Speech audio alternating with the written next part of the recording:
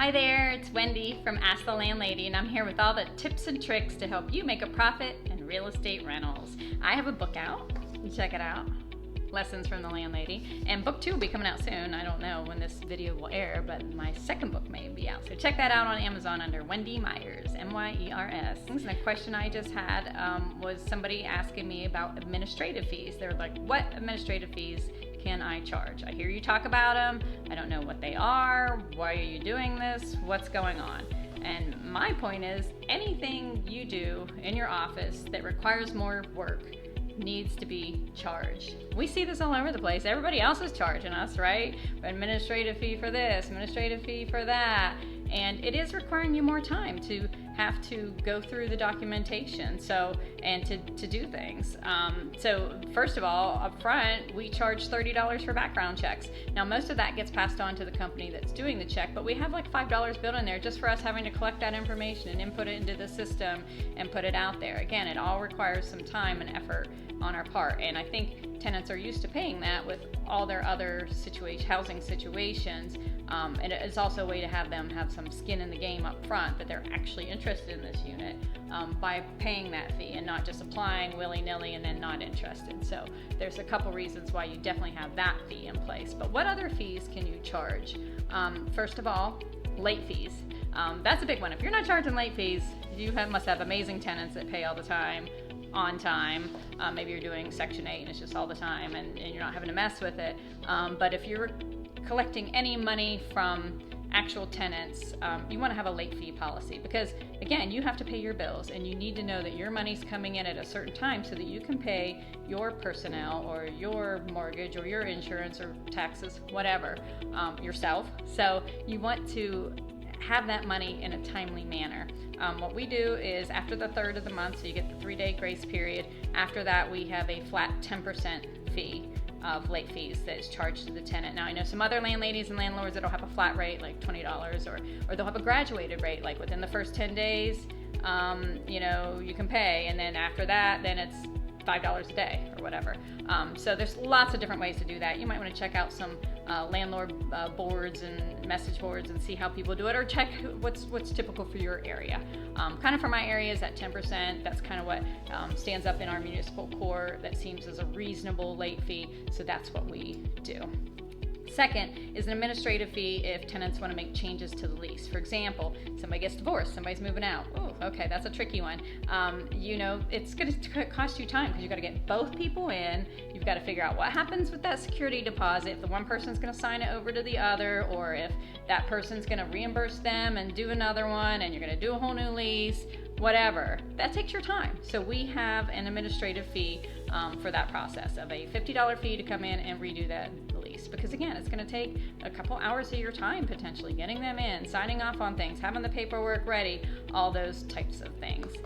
If you have enough units, the third option here might be something that you come across, and that is an apartment moving fee. Say you have a multifamily and somebody is on a upper floor and they're like, if a downstairs apartment comes available, we want to move there.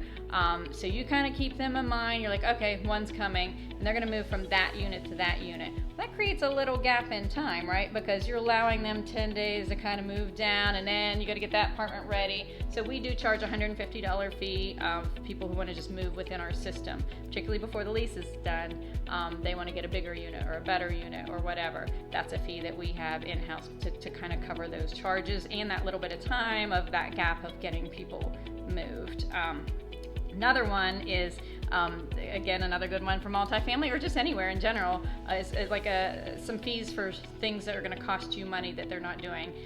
Say there's trash in their yard and you're like, pick up the trash. If you don't pick it up, there'll be this fee. Doesn't get picked up, you send somebody over to do it, they get billed whatever that costs, plus an administrative fee because you had to stay on top of it and do that. So say you paid somebody $20 to pick up all that trash, well, there's another administrative fee of $20 on there because you had to track them down and try to get that done. So we always have an administrative fee for anything out of the ordinary like that. I know where my daughter lives in Colorado, and her apartment building. It's all students. So every time that they have to come in extra and vacuum the floors, the common areas, because they say it's dirty, they charge everybody in there a portion of that with an administrative fee. Same thing if the dumpster's overflowing and they need an extra pickup, that gets divided among everybody along with administrative fee, because somebody had to see that, track that, and take care of the work with that. So those are some things that, again, you're having to do the work, so you should be compensated because somebody has caused you more work.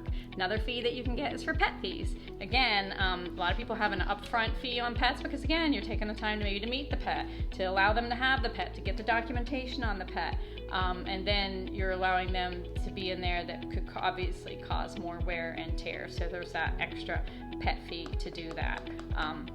Another one might be for utility bills. Somebody doesn't get the utilities out of their name in a timely manner, or they shut it off and it needs to turn back on, and you've had to deal with that administrative fee for having to deal with utility shut-off issues and those types of things.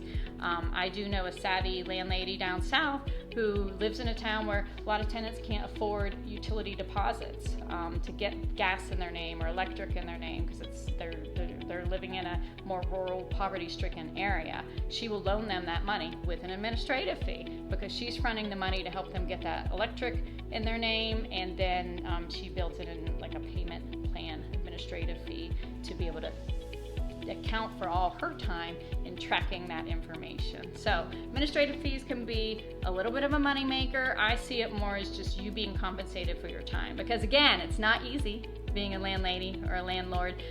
We think we're just gonna pop up this house and say move on in and everything is smooth sailing, but we have things on us too. We have legal issues, we have all sorts of outside external forces to deal with, and when things get messy and you have to require a lot of your time doing this, you should be compensated for that.